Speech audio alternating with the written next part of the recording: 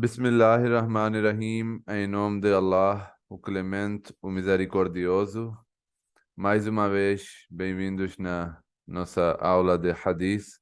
A aula de hoje é sétima aula e vamos continuar com os ditos do Santo Profeta, que paz de Deus esteja sobre ele. Antes de começar com os ditos, nós vamos ler o Durud Sharif, né? Que é invocação de bênçãos para o Santo Profeta. Vou ler primeiro a parte árabe e depois vou ler a parte portuguesa, a tradução.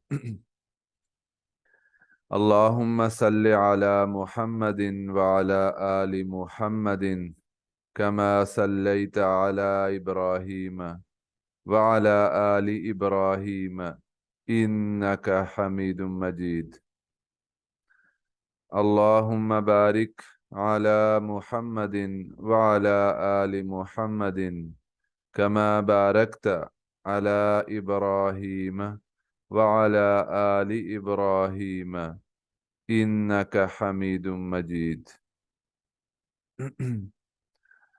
Oh Allah, abençoe Muhammad e o seu povo, como fizestes abençoando Abraão e o seu povo. Tu és em verdade o mais louvado, o mais exaltado.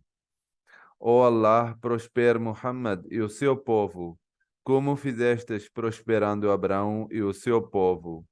Tu és em verdade o mais louvado e o mais exaltado. Amém. Vamos para a nossa o nosso primeiro dito, primeiro hadith do Santo Profeta. Nós estávamos lendo nas aulas passadas sobre a simplicidade do Santo Profeta, que paz esteja sobre ele, o caráter e o modelo de vida que ele passava, como era a vida dele. E nós vimos que mesmo ele tendo várias condições de vida, mesmo ele tendo riqueza, ele nunca tinha usado de forma abusiva ou de forma luxuosa, né? Sempre manteve a sua simplicidade e gastou tudo que ele ganhava, tudo que ele recebia para os pobres, para os mais necessitados.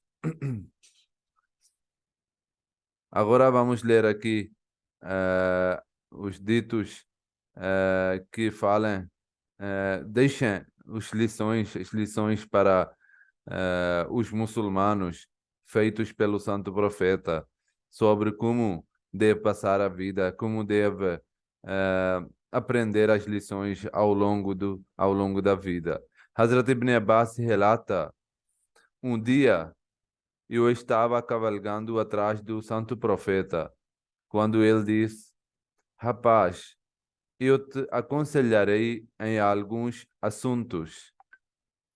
Fique do olho em Allah, ele ficará do olho em você. Guarde seus mandamentos, ele estará sempre contigo. Quando tiveres que pedir, peça somente a Deus. E quando tiveres que buscar ajuda, implore somente a Deus Todo-Poderoso por ajuda. Lembrem-se de que todo o povo se unisse para conceder-lhe algum benefício, não poderia conceder-lhe nada, excepto o que Deus designou para você. E que se todos eles se unissem para fazer-lhe mal, não poderiam te afligir com nada, excepto com o que Deus decretou contra você. As canetas foram levantadas e a tinta dos livros ficou seca. Esse é o dito do Santo Profeta que nos mostra como nós devemos fazer a reflexão sobre ao longo da vida, as coisas que nós fazemos. porque realmente o importante é que nós passamos a vida conforme, de acordo com Deus Todo-Poderoso quer. E justamente por isso ele diz que em cada passo você tem que pensar bem, você tem que seguir de forma correta. E justamente por isso o santo profeta deixou os ensinamentos tão abrangentes. Ele não deixou ensinamentos para a nossa vida espiritual, mas ele deixou os ensinamentos para a nossa vida inteira.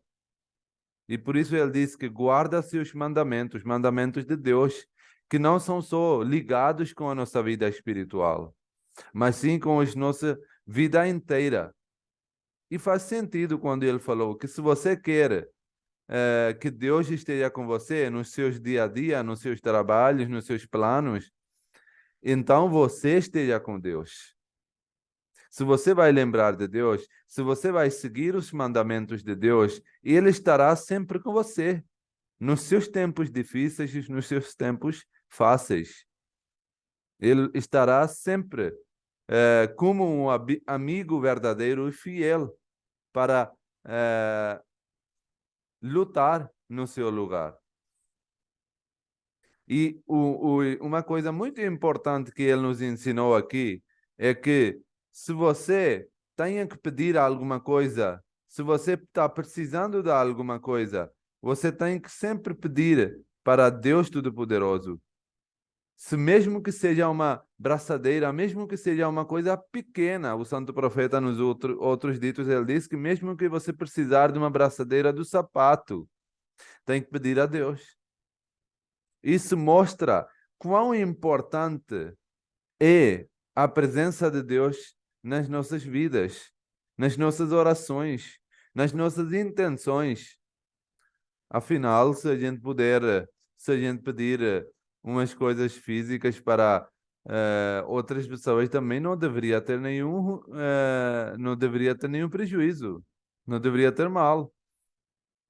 Mas para que o santo profeta diz que peça tudo para Deus? Para que a pessoa não se sinta que ele é dependente do outro indivíduo. Que se eu precisar de uma coisa certa, específica, eu preciso pedir para ele. Por quê? Porque no dia a dia a pessoa tem diferentes necessidades. E se ele vai atrás dessas necessidades, pedindo para pessoas, tentando do seu jeito, além de ele falhar ao longo do tempo, ele também vai se distanciar do Deus Todo-Poderoso, porque ele vai ficar com foco para as pessoas físicas que vão dar as coisas para ele. Por isso, logo no início, o santo profeta impediu que a pessoa olhasse para as pessoas com esperanças, que não, essa pessoa ou esse indivíduo pode satisfazer as minhas necessidades. Deus disse: não, qualquer coisa que seja que você precisar na sua vida, seja uma coisa física, como eu dei o exemplo, seja uma braçadeira de uma coisa pequena, ou uma coisa que seja não seja física, por exemplo, sucesso, ou fé, até o próprio fé. Deus disse que se você precisar dessa coisa, tem que estar sempre pedindo para Deus. E para enfatizar esse ponto, que todas as coisas são dadas por Deus, o santo profeta diz: lembra-se de que se todo o povo se unisse para conceder algo benefício, não poderia conceder nada, exceto o que Deus designou para você. O que Deus, e é justamente isso que está escrito nas últimas linhas, que as canetas foram levantadas e a tinta dos livros ficou seca. Quer dizer, o que está predestinado no livro de predestino para você, está escrito, está decreto. É o decreto. Se Deus declarou que vai acontecer assim com você, vai ter que acontecer. Se Deus escreveu no seu livro de predestinação, que você vai ter esse tipo de sucesso, você vai ter, mesmo que todo o mundo se unir para impedir de ter esse sucesso. Deus fará tudo possível para que isso aconteça. E é o contrário. Se Deus escreveu decretou para você alguma coisa ruim, então pode unir todo o mundo. Ninguém poderá fazer nada em favor a si, no seu favor, se escrito por Deus. Então, por que que a gente logo no início não vira para Deus? Por que que a gente vai primeiro perder o nosso caminho para pedindo para as pessoas, implorando para as pessoas, pedindo ajuda? E só no final, quando a gente fica desesperado, quando a gente fica sem esperanças pelas pessoas, aí a pessoa vira para Deus. E acontece, não é? Isso acontece na vida real. Muitas das vezes nós vemos que as pessoas primeiro fazem os seus esforços completos, tentam de sua forma, usam todas as suas formas que podem ser usadas, e por nenhum momento eles lembram ou colocam Deus no meio, né? Para pedir ajuda, para pedir bênção, né? E no final, quando dá tudo errado, aí deixam tudo ao lado e ficam chorando, voltando para Deus, que o Deus nos ajuda. Ficam implorando ajuda. Uma coisa que deve entender aqui, que Deus não impede de usar os métodos físicos para utilizar as coisas que Deus fez aqui nessa vida. Por exemplo, se uma pessoa é um agricultor, se uma pessoa tem a fazenda e ele semeia todo o tempo, toda a temporada, todos os anos, um específico tipo de sementes na sua terra, podem ser trigo, pode ser qualquer coisa. Ele não simplesmente pode ignorar esse fato de semear no início do ano, no início da época, e simplesmente ignorar esse fato e dizer que Deus vai me ajudar, implorar Deus. Ele vai ter que usar um método que Deus criou para ser utilizado. Senão, não vai ter a fruta, não vai ter os frutos dos seus esforços no final. Então, qual é a diferença? A diferença é que mesmo que você usasse essas todas formas físicas, os métodos físicos, para obter o seu objetivo, para alcançar os seus, o que você pretende alcançar, ao mesmo tempo deve ter em conta, deve ter em cabeça que eu posso fazer todo esse esforço, mas se Deus não quiser, eu não posso obter nada. E quando a pessoa vai pensar isso, obviamente, ele vai pedir ajuda, ele vai fazer oração, ele vai rezar para Deus que dê tudo certo com meus esforços. É isso que Deus quer. Deus não quer que você vire para um lado ou você vira para o outro. Ou você deixa Deus completamente ou você deixa o mundo completamente. Usa as formas que Deus criou. Você não simplesmente pode ficar em casa sem trabalhar e ficando pedir ajuda o dia inteiro. Deus me dá comida, me dá comida. Não. Você vai ter que ir. Você vai ter que procurar um emprego. Vai ter que trabalhar. Mas, ao mesmo tempo, quando você está procurando trabalho, deve ter em cabeça que eu só posso ter emprego se Deus permitir que isso aconteça. E assim vai acontecer o quê? Mesmo que você está procurando emprego, você vai ficar rezando para que dê tudo certo. E quando você está fazendo trabalho, você tem que ter essa certeza que, se Deus quiser, eu posso ficar até fim da minha vida nesse emprego. Mesmo que todo mundo, mesmo que o chefe ou qualquer pessoa que está providenciando esse emprego possa tentar afligir de forma que ele quiser. Se Deus está ao meu lado, ninguém poderá fazer mal comigo. E se todo mundo quiser me beneficiar no meu emprego, no meu ambiente de trabalho, mas Deus não quiser que aconteça, eles não vão ter sucesso. Esse entendimento a pessoa tem que ter. Entendeu? Então, a pessoa, ao mesmo tempo que está usando os seus métodos para ter o sucesso, para ter o seu objetivo, vai inclinar, vai ter na palavra, na boca sempre, no coração sempre vai ter a oração, vai sempre ficar rezando para Deus que dê tudo certo. Porque afinal, como está escrito aqui, que o que quer dizer que as canetas foram levantadas e a tinta dos livros ficou seca? Quer dizer que o que Deus predestina para a pessoa é aquilo que acontece no final. Ponto final. Não tem nada que, além do desejo de Deus, que aconteça no mundo. Se a pessoa está pedindo ajuda, se Deus está implorando para a pessoa e Deus quiser abençoar a pessoa, o mundo pode tornar totalmente contra a pessoa. Se Deus escreveu, vai acontecer. Isso é predestinação. E nós temos liberdade nisso. Tem dois tipos de predestinações. Um tipo de predestinação é em que nós temos o poder de mudar com nossas orações, com nossas ações, com nossas virtudes ou com nossas maldades. Nós podemos mudar. E o outro predestino é que não se pode mudar. Um exemplo muito simples é que, por exemplo, Deus predestinou para a pessoa que ele vai morrer. Cada indivíduo tem que morrer. Kullu nafsin zaikatul maut. Cada pessoa tem que morrer. Está escrito no Sagrado Alcorão. Ninguém pode fugir disso. Agora, se esse é um tipo de predestinação que não se pode mudar. O outro tipo de predestinação é quando morrer. Isso, conforme as ações das pessoas, pode ser mudado no livro de Deus.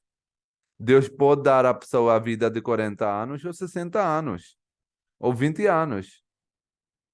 Isso, as nossas ações podem empenhar na decisão desse predestino. Por isso, nós temos a escolha. Não é que, se Deus escreveu tudo, para que eu preciso fazer a oração?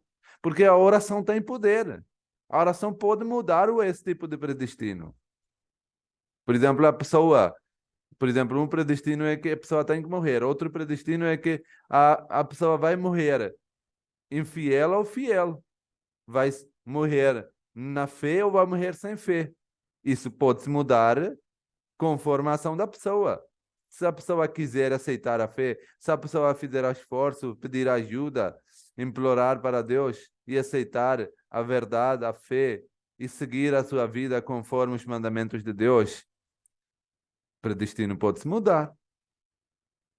Se estava escrito que ele vai morrer não na fé, ele pode mudar esse predestino e pode fazer para que aconteça que a pessoa morra na fé. Então, é muito importante que nós entendemos essa parte que está no meio, né?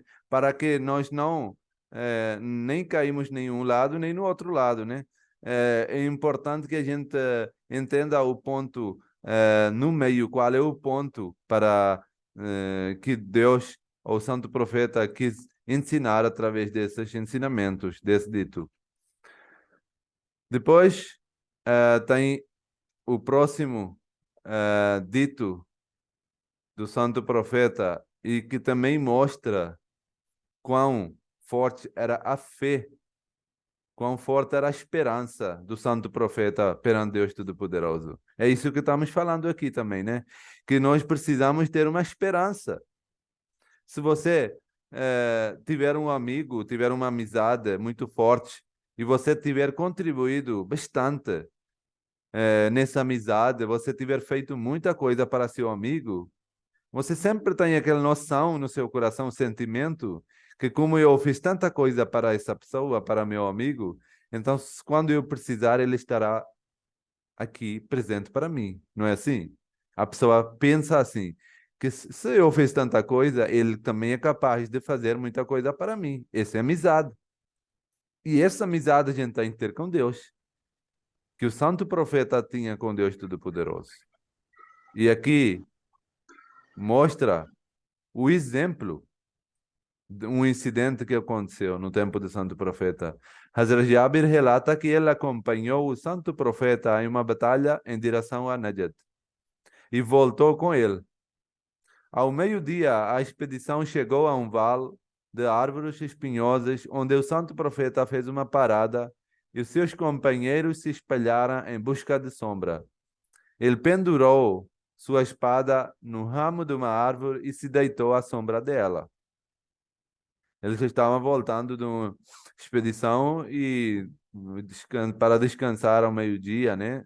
No deserto da Arábia Saudita, entendido quão calor pode ser, né? E eles, para descansar na sombra, cada um foi lá procurar a sombra de uma árvore, e o santo profeta também dormiu na sombra de uma árvore. Enquanto isso, um árabe veio e viu a espada do santo profeta que estava pendurada na árvore, tirou-a e disse ao santo profeta: Você me teme? O santo profeta respondeu: Não. E então o homem perguntou: Agora quem te livrará de mim? Ele estava com espada e ele estava com muito orgulho. E outros ditos também falam que ele estava propositalmente na procura desse momento em que ele possa controlar o santo profeta e Deus me livre assassinar ou matar, acabar com a vida do santo profeta. Então, ele perguntou, pegou a espada do santo profeta, porque todo mundo estava dormindo, cada um no seu canto. Ele disse: E agora, quem vai te livrar de mim? O santo profeta respondeu com tanta confiança e com tanta fé: Allah, que ouvindo isso, a espada caiu da mão do homem. E o santo profeta, assegurando, perguntou-lhe: E agora, quem vai te livrar de mim? A história, o incidente mudou-se em segundos, num instante, por causa dessa fé, dessa esperança que a gente está falando no primeiro dito. Que se todo mundo tornar-se contra você e se Deus está ao seu lado, ninguém é capaz de fazer nada. E justamente isso. E olhem que quando, como eu acabei de falar, quando você tem essa quando a pessoa tem essa amizade em que ele tem empenhado um papel muito positivo, quando ele tem feito muita coisa para seu amigo, ele espera de verdade. Ele tem essa fé de verdade. Ele tem essa esperança que o meu amigo vai estar presente no meu tempo difícil. E essa era a fé do santo profeta para Deus. Ele sabia que eu estou fazendo nada para mim mesmo. Tudo é para Deus. E como é que ele é capaz de esquecer nesse momento difícil? E ele diz: Sim, eu não tenho receio de você. Eu não tenho por que temer de você. E quando ele disse: Quem te livrará de mim? O santo profeta respondeu com tanta confiança que Deus vai me proteger, que a espada caiu desse infiel, esse árabe, beduíno. Então, quando o santo profeta pegou a espada, perguntou: Quem vai te proteger de mim? E o homem disse: Ninguém.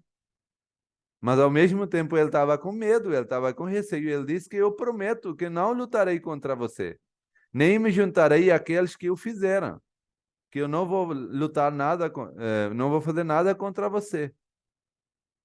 E o santo profeta o deixou ir livre.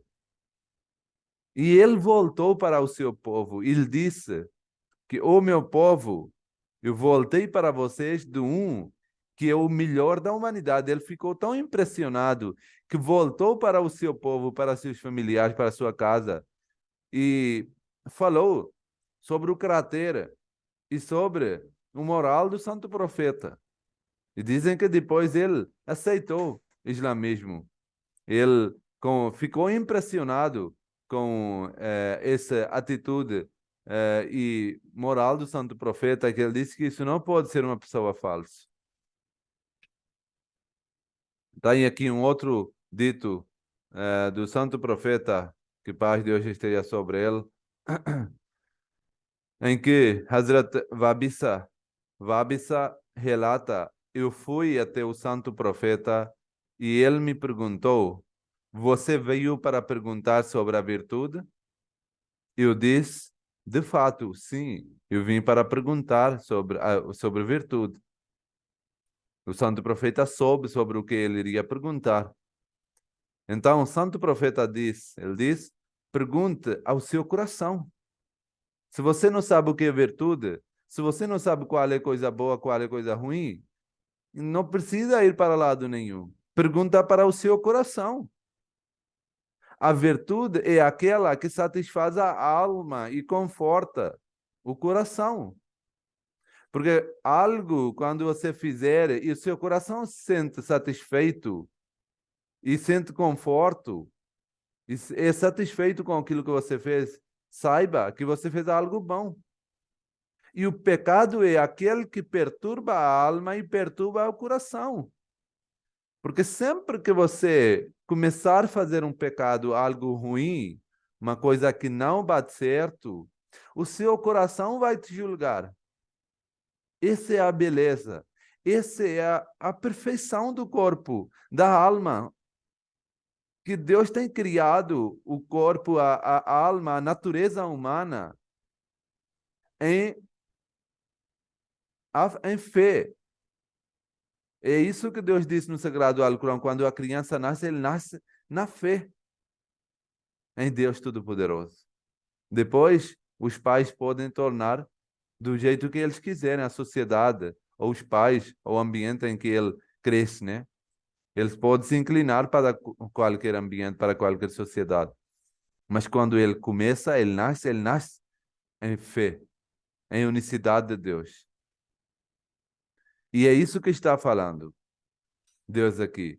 O santo profeta explicou que quando você decidir que não vou fazer isso, e o coração bater assim: não, isso não é bom, ou não deve ser feito, ou você não se sente confortável, você não está satisfeito, é isso que você não deve fazer.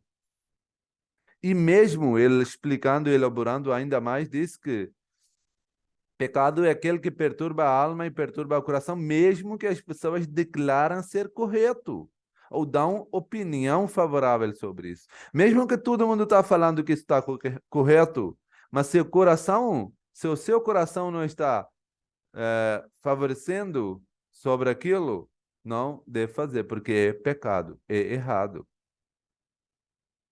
É óbvio que quando a pessoa começa a cometer um erro, um pecado várias vezes, até a própria alma, a natureza humana acostuma com aquilo.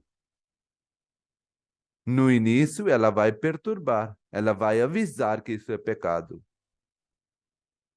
Porque essa pergunta pode surgir, né? Que às vezes as pessoas dizem: e às vezes a gente está fazendo errado e não tá, o coração não está perturbando, não estou sentindo desconforto. É porque você acostumou com aquele pecado. É que o seu coração já tornou infiel. É que você já perdeu a noção de virtude. É que o seu coração, a sua alma ganhou ferrugem. E por isso, agora, quando faz pecado, você se sente confortável. E quando você faz virtude, você é perturbado. Mas nunca, no início, o começo é assim. O começo é sempre assim como está escrito. A pessoa sempre sente confortável, sempre sente satisfeito quando faz algo bem. Eu sempre dou exemplo, você nem precisa fazer muita coisa. Às vezes, você pega uma comida que sobrou na sua casa, faz uma quentinha e vai lá fora na rua ver alguém que está sofrendo, que está na rua, que não comeu, jantou, almoçou, e dá a comida para essa pessoa e vê a felicidade que você vai sentir quando você vai ver o sorriso no rosto dele, da pessoa. Fazendo coisas pequenas, você pode sentir essa felicidade, essa satisfação, esse conforto. Mas quando a pessoa ignora a natureza de ser humano, natureza de alma, e, completamente erradica essa parte de virtudes, e começa a fazer pecados, começa a fazer algo bom, vai haver o tempo que o coração vai desistir, a alma vai desistir, os anjos vão desistir, eles vão dizer que essa pessoa não vai me ouvir. Para que eu vou ficar incentivando a pessoa de fazer algo bom, sendo que ele não quer me ouvir? Por isso é muito importante ouvir o que o coração está dizendo, porque o coração não vai trair a pessoa. Se algo é ruim, o coração vai dizer para a pessoa: não faz isso, que isso não é bom. Isso não foi indicado por Deus Todo-Poderoso.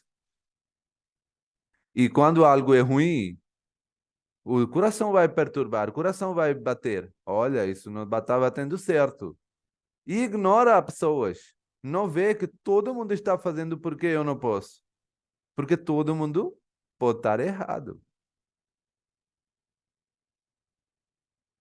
Aqui tem outro dito do santo profeta, que é relatado pelo Hazrat Abu Huraira, que relata que o santo profeta, dirigindo-se a ele, diz, o santo profeta falou para esse companheiro, ou Abu Huraira é um dos companheiros que ficava sempre na mesquita. Ele tinha dedicado a vida inteira, ele ficava lá sempre. Se alguém ajudasse, desse comida, tudo bem, senão ele ficava lá satisfeito. Só quando via Santo Profeta, ele anotava as coisas.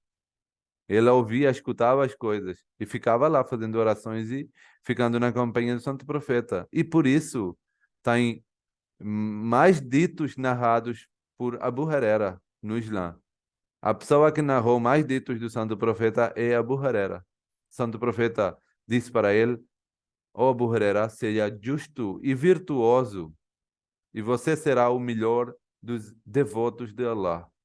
Se você é virtuoso e você é justo, você é melhor entre os devotos de Allah.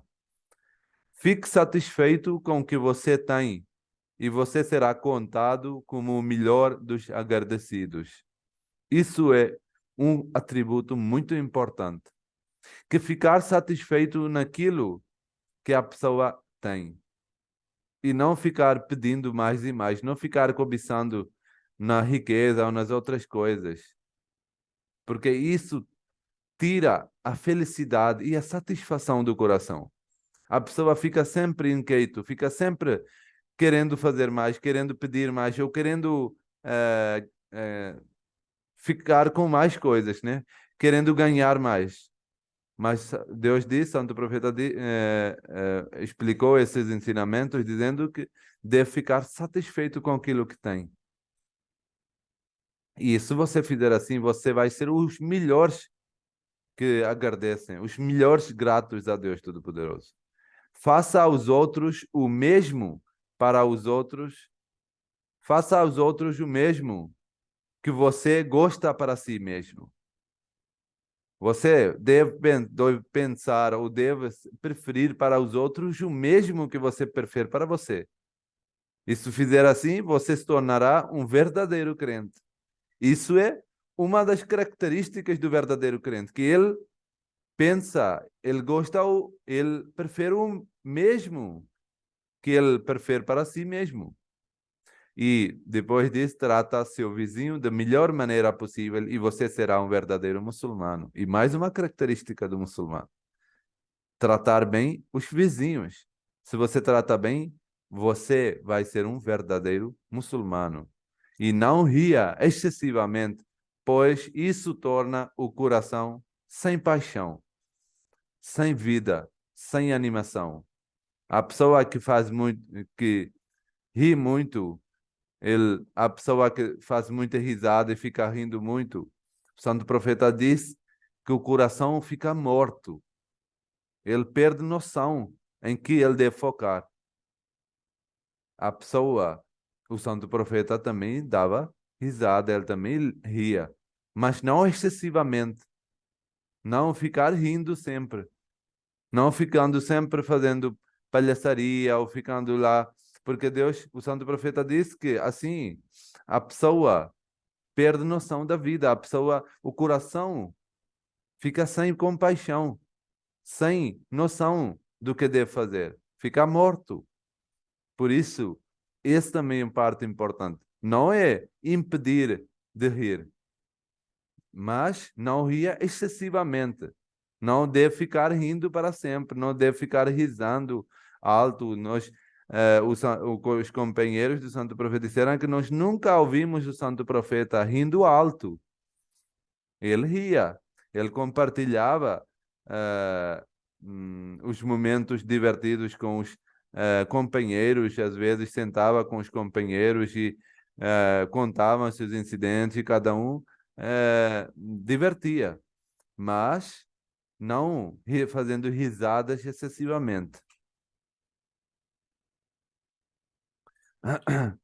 Depois o santo profeta é dito um outro dito em que foi demonstrado uma outra característica de um verdadeiro crente, um muçulmano. Ele diz: eu vi um homem andando no paraíso porque ele havia cortado uma árvore de beira de uma estrada que ocasionou inconvenientes aos muçulmanos. Quer dizer que a pessoa que facilita aos outros a vida, facilita a vida para os outros. O que ele fez? Ele cortou uns ramos de árvore ou uma árvore que estava inconveniente para as pessoas na rua, que estava machucando as pessoas, que estava pessoas estavam sofrendo quando estavam passando por lá. E ele simplesmente tirou aquela árvore do caminho. E só com isso, Deus Todo-Poderoso ficou satisfeito e o perdoou. E Santo Profeta viu a pessoa andando no paraíso, porque ele facilitou a vida dos outros. Isso também é uma característica dos muçulmanos, facilitar a vida dos outros. Hazrat Fudala relata que o Santo Profeta ouviu alguém suplicar na oração sem a glorificação de Allah e sem invocar bênçãos sobre o Santo Profeta. A seu respeito, o Santo Profeta comentou: ele estava em pressa. Depois o chamou e disse-lhe: quando um de vocês estiver em oração, deve começar com louvor a seu Senhor e sua glorificação, e depois invocar bênçãos ao profeta e depois suplicar como ele desejar. Isso é uma forma que foi ensinada para os muçulmanos como devem pedir. Em primeiro lugar, devem fazer louvor a Deus Todo-Poderoso. Depois devem invocar bênçãos para o profeta. E no final, pode suplicar de forma que ele quiser. Pode ser feito essa oração na própria língua, né? E por isso, quando nós levantamos as mãos para fazer oração silenciosa, nós começamos, ou devemos começar com Al-Fatiha, o primeiro capítulo do Sagrado Alcorão, que a maioria dos muçulmanos memorizam porque tem que recitar-nos todas as orações, né? Por que recitar Al-Fatiha? Porque o Al-Fatiha é o louvor de Deus. Então, como é um louvor perfeito de Deus Todo-Poderoso, Santo Profeta instruiu que quando a pessoa levantar as mãos assim para fazer oração, primeiro deve começar com Al-Fatiha, que é o louvor de Deus Todo-Poderoso, e depois de Al-Fatiha deve fazer o louvor de Deus Todo-Poderoso, né? Deve invocar bênçãos para o Santo Profeta, deve invocar bênçãos de Deus para o Santo Profeta. E a melhor invocação que foi ensinada pelo próprio Santo Profeta é Durud Sharif. Nós devemos recitar Durud Sharif, que nós recitamos no início de cada aula, né? Então, primeiro Al-Fatiha, depois Durud Sharif. E depois podemos rezar na nossa língua. Para finalizar, aqui tem um dito do Santo Profeta, em que Hazrat Abu Huraira, mais uma vez, relata que o Santo Profeta diz: se um crente percebesse a extensão total do castigo de Allah, ninguém esperaria seu paraíso. E se um crente percebesse a extensão total de misericórdia de Allah,